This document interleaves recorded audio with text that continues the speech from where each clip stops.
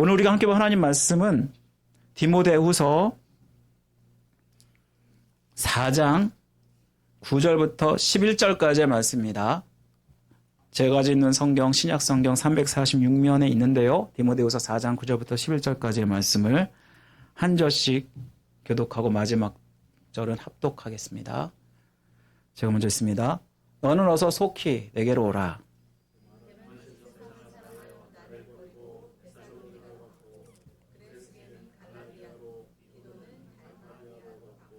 다 같이 있습니다. 누가만 나와 함께 있느니라. 내가 올 때에 마가를 데리고 오라. 그가 나의 일에 유익하니라. 아멘. 우리가 열정 시리즈로 말씀을 한 달 동안 살펴보았는데요. 우리 오늘은 마지막 열정 시리즈 마지막 시간으로 도망자에서 유익한 자로라는 제목으로 여러분과 말씀을 나누겠습니다. 여러분, 어떤 사람을 처음 보았을 때 그 사람에 대한 호감이나 판단을 하는데 걸리는 시간이 얼마나 걸릴 것 같습니까? 컨설턴트인 카밀 레빈컨이라는 사람이 책을 썼어요. 한번 보여주시겠어요? 이런 책을 썼어요. You've only got 3 seconds. 이 책에 보면은 사람이 다른 사람에 대해서 판단하는 그 시간은 3초면 된다라고 합니다. 여러분, 심지어는 프린스턴의 심리학 교수인 제니 윌리스는 0.1초면 그리고 얼굴을 스쳐 본 것만으로 그 사람에 대한 매력과 신뢰도가 결정된다라고 이야기를 했습니다. 여러분, 누군가 처음 만났을 때 그 사람에 대해서 가장 많이 보는 것이 첫인상이죠. 여러분, 그 사람의 생김새, 태도, 말투, 옷차림, 목소리 같은 것들로 인해서 첫인상을 만들게 되는데 자기의 감각적인 그런 반응을 바탕으로 그 사람에 대한 직감을 하는 것이 바로 첫인상이라고 할 수 있습니다. 여러분, 첫인상이 굉장히 극히 짧은 시간이잖아요. 3초, 0.1초. 그런데 그것으로 인해서 그 사람에 대한 평가가 딱 이루어지고 그리고 그 사람에 대한 신뢰도가 결정된다라는 것입니다. 그 첫인상이 짧은 시간인데 면접에서는 67.7%가 결정이 되고요. 그리고 맞선에서는 85%가 결정이 된다고 하니까 첫인상이 얼마나 중요한지 이야기해 주겠죠. 그래서 많은 사람들은 어떻게 하면 더 사람들에게 좋게 보일까? 더 좋은 인상을 줄 수 있을까? 그러면서 얼마나 신경을 쓰는지 모릅니다. 그런데 첫인상이 우리가 사람을 판단하는 데 있어서 굉장한 편견을 주고 그리고 선입견을 준다는 거 여러분 아십니까? 여러분, 그 다음 한번 그림 보여주시면 여러분, A와 B라는 것이 있잖아요. 여러분, 어떤 사람이 첫인상이 얼마나 정확할까 실험을 했습니다. 그런데 A를 본 사람과 B를 본 사람, 솔직히 이 두 개는 어떤 차이가 있죠? 순서만 다르지 다 똑같습니다. 그렇죠? 그런데 A라는 사람은 먼저 긍정적인 것을 먼저 놨고 장점을 먼저 놨고 그 다음에 단점을 뒤로 놨죠. 그리고 B라는 사람은 단점을 앞에 놓고 장점을 뒤로 놓은 것이 아닙니까?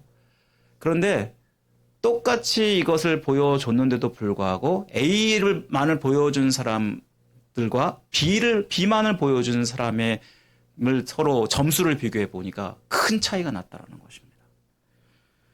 A라는 사람이 더 좋은 장점을 가지고 있던 사람이 더 높은 점수를 받았고 B라는 사람이 더 낮은 점수를 받았다는 거예요. 사실 A와 B는 똑같잖아요. 그런데도 불구하고 초두역과 그러니까 처음에부터 시작되는 그 단어만을 보고 어떨 것이다 라고 추측을 해버리는 거예요. 그래서 그 인상이 그러면서 결정이 돼버리는 것입니다.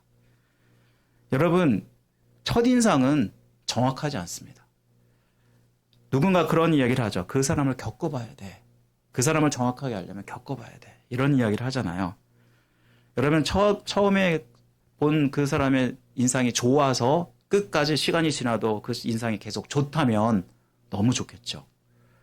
그런데 처음 인상이 너무 좋았는데 그 인상이 점점점 안 좋아지는 사람이 있는가 하면 처음 인상이 너무 나빴는데 어떤 사람은 점점점 좋아지는 사람이 있다라는 것입니다. 여러분 신앙에서도 마찬가지입니다. 여러분 우리가 신앙생활 하면서도 그 사람에 대한 신앙의 평가가 처음에 봤을 때 그걸 가지고 평가를 내립니다. 첫 그 신앙의 모습이 전부있냐 평가를 해버리는 모습이 우리 가운데 있는데요. 여러분 신앙생활은 계속해서 우리가 변화된다는 거 아십니까? 우리가 예수 그리스도를 온전히 믿었으면 우리 안에 성령께서 계시기 때문에 우리는 계속해서 변화될 수밖에 없습니다. 그래서 열정이 없던 사람도 열정적인 사람으로 바뀔 수 있다는 것입니다. 그래서 우리는 다른 사람을 함부로 판단해서는 안 된다는 것입니다. 여러분 오늘 본문에 마가야말로 그런 사람이었습니다. 처음에는 너무나도 인상이 안 좋았던 사람. 그러나 나중에는 사도 바울이 자기의 가장 충실한 동역자로 인정했던 사람. 오늘 마가복음 이 마가를 살펴보면서 그가 어떻게 이렇게 바뀔 수 있었을까 우리가 생각해 보기를 원합니다. 여러분 오늘 본문은 사도 바울이 3차 전도 여행까지 마치고 로마 감옥에 갇혀 있는 상황이었습니다. 여러분 이 감옥에 갇혀 있으면서 이제 거의 죽을 날이 가까이 오고 있다는 것을 이 사도 바울은 직감했습니다. 이 상황 가운데 에베소에서 목회하고 있는 디모데에게 편지를 쓰는데요. 자기가 열심히 달려왔고 복음을 위해서 수고하였는데 이제 죽음을 앞둔 상황에서 이 복음을 디모데가 잘 감당하기를 원해서 격려하면서 쓴 편지가 디모데 후서입니다. 여러분 오늘 본문에는요 마지막 끝인사를 보여주고 있죠. 그런데 편지를 마무리하면서 사도 바울은 뭐라고 디모데에게 부탁을 하냐면 어서 빨리 와달라 라고 부탁을 합니다. 여러분 오늘 본문 잠깐 보시면요. 9절에 보시면 너는 어서 속히 내게로 오라라고 말씀을 하고 있는데요. 여기서 속히라는 말씀은요. 지체 없이 빨리 와달라라는 것입니다. 사도 바울이 감옥에서 얼마나 외로웠는지 모릅니다. 그리고 죽음을 앞두고 이제 정말 자기가 사랑했던 동료들을 보고 싶었던 것으로 보입니다. 그런데 오늘 본문을 얘기하면서 이 디모데에게 또 한 가지 부탁을 하고 있죠. 오늘 11절 말씀 보시면 누가만 나와 함께 있느니라 내가 올 때 마가를 데리고 오라 그가 나의 일에 유익하니라. 그러면서 디모데가 누구를 데려오라고 말하고 있죠? 마가를 데리고 오라라고 말씀하고 있다는 것입니다. 여러분 지금 사도 바울과 함께인 사람은 누가였습니다. 하지만 사도 바울은 디모데뿐만 아니라 또한 마가를 보고 싶어 했다는 것입니다. 그리고 이 마가에 대해서 뭐라고 지금 말하고 있죠? 그가 나의 일에 유익하니라 라고 말씀을 하고 있죠. 여러분 여기서 유익하다는 말은 영어 성경으로 보면 useful이라고 쓰여 있죠. 혹은 beneficial이라고 이야기를 하는데 복음사역에 있어서 굉장히 훌륭한 동역자다. 또 효용성이 있다라고 얘기하는 거죠. 여러분 그런데 사도 바울이 이 마가에 대해서 처음부터 그랬을까요? 아니요. 사도 바울은 처음에 마가에 대해서 못마땅하게 여겼고 정말 신뢰가 없었습니다. 마가가 성경에서 가장 먼저 등장하는 곳이 어딘지 아세요? 마가복음 14장 51절 52절 말씀입니다. 그곳에 보면은 예수님이 십자가에 잡혀 이제 십자가에 달려 돌아가시 전에 잡히게 되시죠. 그런데 이렇게 잡히게 되었을 때 예수를 따라가다가 옷 이불을 덮고 따라가다가 발각되어서 그것을 다 벗고 도망간 사람이 나오는데요. 여기서 그 청년이 누군지 아세요? 바로 마가라는 사람이었다라는 것입니다. 여러분 뿐만 아니라 사도 바울과 바나바가 2차 선교 여행을 하려고 할 때 싸워서 갈라지게 했던 사람이 누구였는지 아십니까? 바로 마가라는 사람 때문이었습니다. 여러분 마가가 1차 전도여행 때 사도 바울과 바나바의 전도여행에 합류했던 사람입니다. 그런데 왜 사도 바울은 2차 전도여행 때 왜 마가를 데려가기를 원치 않았을까요? 마가는 여러분도 알다시피 바나바의 조카입니다. 그리고 다른 이름으로 요한이라고도 이야기하는데요. 여러분 사도 바울이 바나바가 데리고 가고자 할 때 극히 반대했던 그 이유가 15장 38절에 나오지 않습니까? 바울은 바밀리아에서 자기들을 떠나 함께 일하러 가지 아니한 자를 데리고 가는 것이 옳지 않다라고 하면서 그를 데리고 가는 것을 반대하고 있습니다. 여러분 1차 전도 여행 때 이 마가가 충성스럽게 바울과 바나바를 잘 쫓았으면 모르지만 그는 끝에서 가다가 도중에 포기해버리고 예루살렘으로 돌아갔던 경력이 있었습니다. 여러분 마가의 어머니가 예수님과 제자들에게 다락방을 제공한 사람인 거 여러분 너무나 잘 아시죠? 그래서 마가의 다락방에서 마지막 만찬을 할 만큼 굉장히 부유하고 유복한 그런 가정에서 태어나서 자란 사람이 마가였습니다. 그런데 전도 여행이 몹시 버겁고 힘들다고 여겨졌을 때 그의 마음에 향수병이 걸린 것 같았습니다. 그래서 금방에 결국은 중간에 포기해버리고 도망갔던 일이 그에게 있었는데요. 사도 바울에게 이 마가의 첫인상은 어떤 모습이었죠? 굉장히 신뢰되지 않는 좋지 않은 모습이었다라는 것을 우리는 보게 되죠. 여러분 분명히 이것 때문에 심지어는 마가와 바나바가 심하게 싸워서 서로 전도여행을 함께하지 않고 갈라졌다라는 말씀이 사도행전에 나오지 않습니까? 여러분 마가는 예수님을 따라가 발각되어서 도망가는 것을 보면요.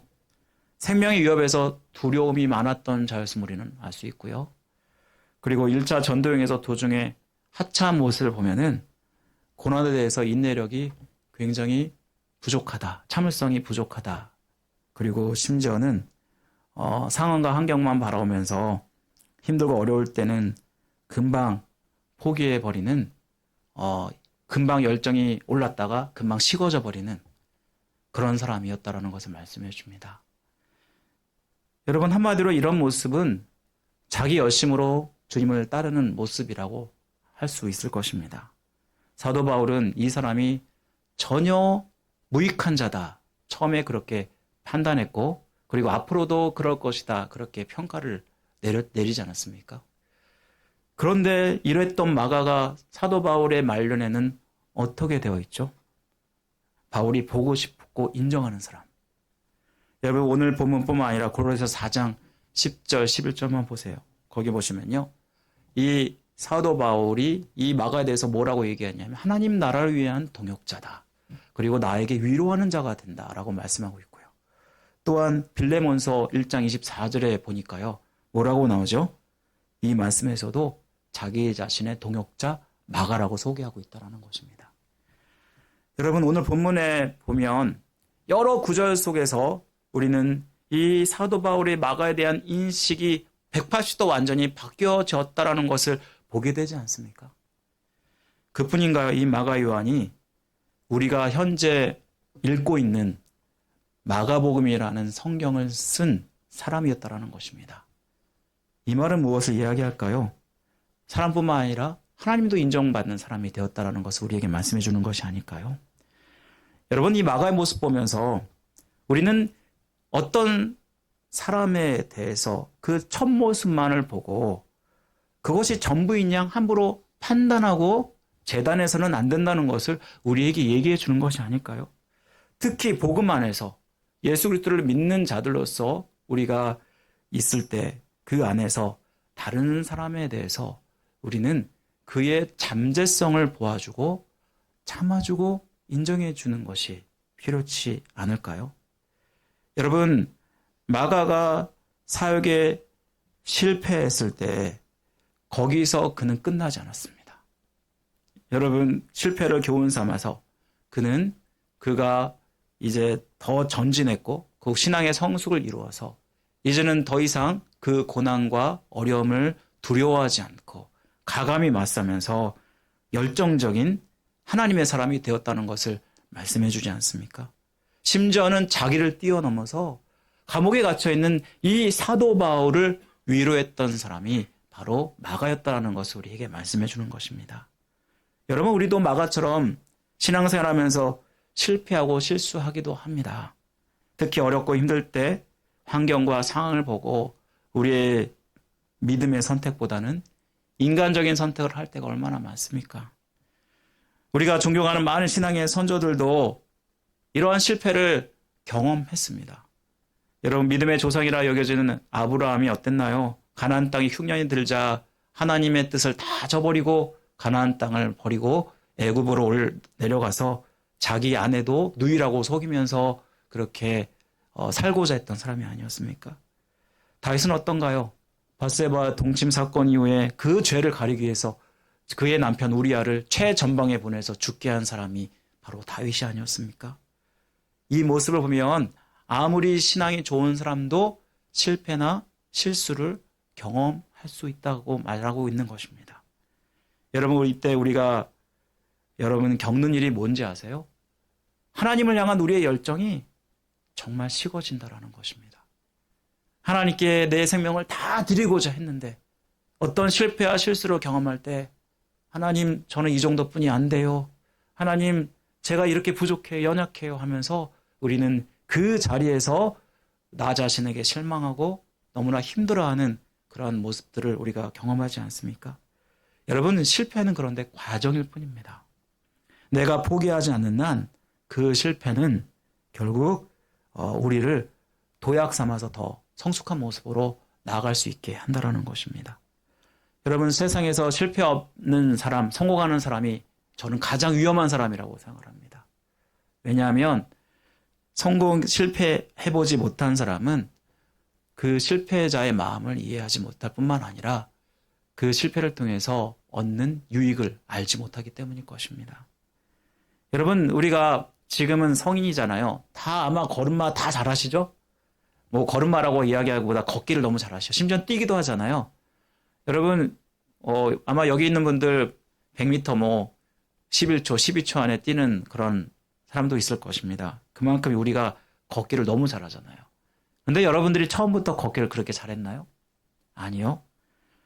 여러분, 처음에 태어났을 때 아이가 이제 점점 자라면서 걸음마를 배우게 되지 않습니까? 그런데 이 걸음마를 처음부터 잘 걷는 아이는 그 누구도 없습니다. 만약에 그렇다면 그 사람은 비정상이죠. 우리 부모님, 특별히 어머님들이 너무 잘하지 않습니까? 아이가 처음 걸음마를 한 걸음 딱 뗐을 때, 그리고 걸었을 때, 두세 발쭉 걸었을 때 얼마나 박수 치면서 와 그러면서 저도 우리 유진 유빈이가 이렇게 걸었을 때 얼마나 정말 기뻤는지 모릅니다. 아, 유진 유빈이 그러면서. 여러분, 그런 기억이 여러분들 가운데 있지 않습니까? 여러분, 아이가 혼자서 제대로 걷기 위해서 넘어지는 게 몇 번인지 아십니까? 2,000에서 3,000번 된다고 합니다. 그것을 경험해야지만 이 아이는 결국 이 넘어짐의 반복 속에서 요령을 체득하게 되고 결국 잘 걷게 된다는 것입니다. 우리 신앙도 마찬가지입니다. 여러분, 우리가 신앙이 항상 좋을 수가 없습니다. 정체되어 있는 것 같고 식어져 있는 것 같고 내가 지금 실패 속에 있는 것 같고 너무 습관적이고 또 형식적인 그런 신앙생활 하는 것 같고 여러분, 이처럼 여러분들 마음속에 또 여러분의 신앙생활이 실패자처럼 느껴지실 때 여러분, 이때야말로 여러분 이것이 과정이고 도약의 기회라는 것을 여러분 기억하시고 우리가 변화되기 위해서 끊임없이 몸부림쳐야 하는 것입니다. 그렇다면 마가를 이렇게 유용하고 열정적으로 변화시킬 수 있었던 비결이 무엇이었을까요? 여러분, 바로 그것은 바나바와 베드로와 같은 사람을 만났기 때문입니다. 여러분, 이들로부터 받은 그 격려가 있었기 때문인데요. 여러분, 사도 바울이야말로 마가를 처음부터 신뢰하지 않았고 안 좋게 여겼죠. 사실 사도 바울을 볼 때 이 모습이 바로 젊어서 그의 연약한 모습은 아니었나 우리는 생각하게 됩니다. 그 사도 바울이야말로 복음에 유익도 없고 열정도 없는 마가라고 생각했는데, 그런데 이 마가를 그럼에도 불구하고 참아주고 인내해준 사람이 있었다면 누구였을까요? 바로 바나바라는 그의 삼촌이었죠. 여러분, 사도 바울이 마가가 1차 전도여행 때 도망간 이후로 2차 전도여행 때는 데려가기를 거부했습니다. 하지만 그 반대편에서 마가를 끝까지 믿어주고 그리고 데려가야 한다고 하면서 그를 결국은 데려갔는데요. 여러분 그 사람이 누군지 아세요? 바로 바나바였습니다. 여러분 결국은 이 마가 때문에 바울과 바나바가 갈라져서 전도 여행을 했지 않습니까? 여러분 바나바가 마가를 데려갔을 때 이 마가는 바나바를 통해서 무엇을 깨달았을까요? 여러분 바나바는 이 마가에게 아마 이때 더 용기를 주고 더 인정해주고 더 격려해주고 너는 할 수 있다라고 그렇게 해주었을 것입니다. 또한 베드로가 바로 이 마가에게 정말 멘토와 같은 사람이었습니다. 여러분 베드로를 만났을 때가 언제였을까요? 마가가 베드로를 만났을 땐 예수님과 함께 사역할 때부터 만났을 것이죠. 베드로가 마가의 집을 드나들면서 청년 때부터 보았던 이 예수님의 제자를 항상 보았고, 그리고 이 베드로는 계속해서 이 마가와 교제를 하였던 것으로 보입니다. 우리 베드로전서 5장 13절 말씀 보세요. 베드로전서 5장 13절 말씀은 뭐라고 나오죠? 내 아들 마가에게 문안하라라고 말씀하고 있지 않습니까? 여러분 여기 보시면은 베드로가 마가를 뭐라고 이야기하고 있죠? 내 아들 마가. 바로 이 말씀은 그만큼 영적으로 아들을 삼을 만큼 이 아들이 성숙해졌음을 이야기해 주는 것이 아닙니까? 여러분 베드로는 예수님을 3번이나 부인했던 사람입니다. 그리고 자기가 이 복음 사역을 포기했던 자였습니다. 나는 안 돼 라고 하면서 결국 자기의 고향으로 돌아가서 어부 생활을 했던 사람이 아닙니까? 그랬던 베드로를 찾아온 사람, 바로 예수님께서 부활하셔서 이 베드로를 찾아오셔서 끝까지 그를 믿어주셨고 그를 사랑하셨습니다. 부활하신 그 예수님을 만났을 때 이 베드로는 변화될 수 있었고 그 식어졌던 열정이 다시 회복되는 그런 일들이 이 베드로의 삶 가운데 있었습니다. 여러분 이 베드로와 교제하면서 마가는 바로 그것을 보았겠죠. 바로 자기와 베드로와 함께하는 그 예수님을 보았고 여전히 내가 부족한데도 연약한데도 실패의 자임에도 불구하고 나를 참아주시고 여전히 사랑하시는 그런 주님의 사랑을 깨닫고 격려받았을 것입니다. 여러분 우리가 무엇보다 만남을 위해서 우리는 기도하셔야 됩니다. 누구를 만나냐에 따라서 우리의 신앙이 한 단계 더 도약할 수도 있고 주저앉기도 합니다. 여러분 하나님께서 우리 새소망교회를 허락해 주셨고 새소망교회 안에서 우리 신앙의 동지들을 만나지 않았습니까? 신앙의 동역자를 우리가 만나게 되었는데요. 여러분 우리가 힘들고 어려울 때 신앙 안에서 함께 관심 가져주고 함께 기도해 주는 그러한 성도들이 있다는 것을 여러분 기억하셔야 됩니다. 뿐만 아니라 우리가 다른 성도들에게 바나바와 베드로와 같은 사람이 되어줘야 되지 않을까요? 그래서 실수하고 실패해서 낙심하고 힘들어할 때 그 사람을 회복시켜 줄 수 있는 그런 멘토와 같은 사람이 되어야 되지 않을까요? 무엇보다 나를 통해서 누구를 보게 되어야 하냐면 예수 그리스도를 보게 해야 됩니다. 나를 통해서 예수님께서는 여전히 나를 사랑하시고 내가 실패해도 불구하고 여전히 나를 용납하시고 참아주시고 인도하시는, 그래서 나를 끝까지 사랑하시는 그 주님을 바라보게 될 때 우리는 마가처럼 변화되어 간다라는 것입니다. 여러분 헬렌 켈러를 여러분 아셔요? 이 헬렌 켈러는 삼중고를 겪었던 사람입니다. 보지도 못하고 말하지도 못하고 또 듣지도 못하는 그런 사람. 여러분 그런 사람이 8살 때 설리반이라는 좋은 선생을 만나게 되죠. 이 설리반 선생이 항상 강조했던 말이 어떤 말이냐 하면 바로 이 말이었습니다. 잘 들어보세요. 사람의 삶의 조건은 그 어떤 것이라도 그 사람을 결코 패배시킬 수 없다.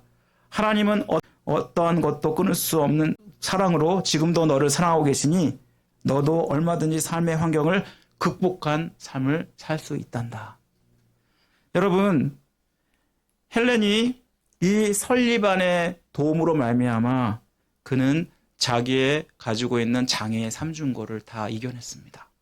그리고 그는 캠브리지와 레드클리프 대학이라는 곳을 우등생으로 졸업할 수 있었고요. 그리고 많은 책도 저술했고, 그리고 돌아다니면서 다른 사람들에게 희망과 격려를 주는 사람이 되었다라는 것입니다. 그리고 그가 임종시에 남긴 말이 무엇인지 아십니까? 참으로 나의 생은 너무나도 아름다웠다 라고 이야기했다라는 것입니다. 여러분, 모든 사람이 헬렌 켈러를 포기할 때 우리를 포기하지 않으신 분이 계십니다. 바로 그분은 예수 그리스도이십니다. 예수님은요, 여러분을 생명까지 다 사랑하는 분이시고요. 바로 우리가 예수님을 바라보고 신앙생활하는 것입니다. 여러분, 우리가 이렇게 다른 사람에게 예수님을 볼 수 있도록 멘토의 역할을 하는 게 얼마나 중요한지 모릅니다. 여러분, 우리는 실패를 극복하고 열정적인 사람이 되어야 합니다. 누군가의 격려가 우리에게 이것을 회복하는데 얼마나 큰 힘이 되는지 모르는데요. 저는 바로 우리 교회, 우리 성도들이 그러한 사람이 되었으면 좋겠습니다. 나를 통해서 예수 그리스도를 보게 하고 정말 실망하고 낙심한 사람들이 다시 그 열정을, 믿음의 열정을 회복하는 그 일들이 바로 우리를 통해서 일어나기를 주님의 이름으로 간절히 축원드립니다. 우리 함께 다 같이 찬양 드리고 우리 잠깐 축도하고 예배를 마치겠습니다. 우리 다 같이 나로부터 시작되니 우리 다 같이 일어나서 참 찬양 드리겠습니다.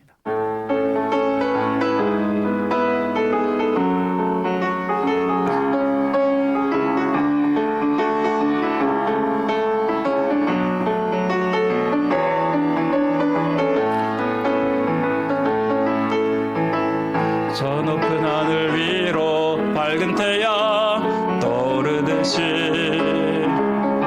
난 주저앉지 않으리. 어떤 어려움에도 주의 길을 선택하리. 빛 가운데로 걸으리. 주님을 크게 보는 믿음 가지고 세상에 나타내리라 놀라운 주의 사랑을. 주의 꿈을 안고 일어나리라. 선한 능력으로 일어나리라. 이 땅의 부흥과 회복은 바로 나로부터 시작되리. 주의 꿈을 안고 일어나리라. 선한 능력으로 일어나리라. 이 땅의 부흥과 회복은 바로 나로부터 시작되리. 저 높은 하늘 위로 밝은 태양 떠오르듯이 난 주저앉지 않으리. 어떤 어려움에도 주의 길을 선택하리. 빛 가운데로 걸으리. 주님을 크게 보는 믿음 가지고 세상에 나타내리라 놀라운 주의 사랑을. 주의 꿈을 안고 일어나리라. 선한 능력으로 일어나리라. 이 땅의 부흥과 회복은 바로 나로부터 시작되리. 주의 꿈을 안고 일어나리라. 선한 능력으로 일어나리라. 이 땅의 부흥과 회복은 바로 나로부터 시작되리. 하나님 감사드립니다. 우리가 무엇이간데 이렇게 주님을 믿게 하시고 주님 안에서 아버지 하나님 이렇게 소망 갖고 또 영생을 바라보며 살게 하심을 감사드립니다.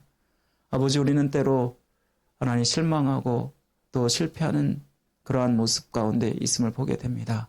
어떤 어려움이 있을 때 아버지, 우리가 얼마나 쉽게 인간적인 생각을 하고 아버지 낙심하는 우리의 모습이 아닙니까? 그럼에도 여전히 나를 사랑하시고 나를 참아주시고 나를 인도하시는 그 주님을 우리가 바라보게 하여 주옵소서. 내가 바로 다른 사람에게 아버지 그러한 위로자가 되게 하시고 또한 나도 아버지 하나님 그렇게 아버지 주님 바라보면서 아버지 모든 것들을 극복하고 아버지 승리하는 자로 살게 하여 주시기를 간절히 원합니다. 지금은 우리를 죄에서 구원하신 예수 그리스도의 은혜와 하나님 아버지의 극진하신 사랑하심과 성령님의 감화교통 역사하심이 이제 이 말씀을 가지고 세상으로 나아가는 우리 성들의 머리에 가정에 생업 위에 지금부터 영원토록 함께 하시기를 간절히 축원하옵나이다. 아멘.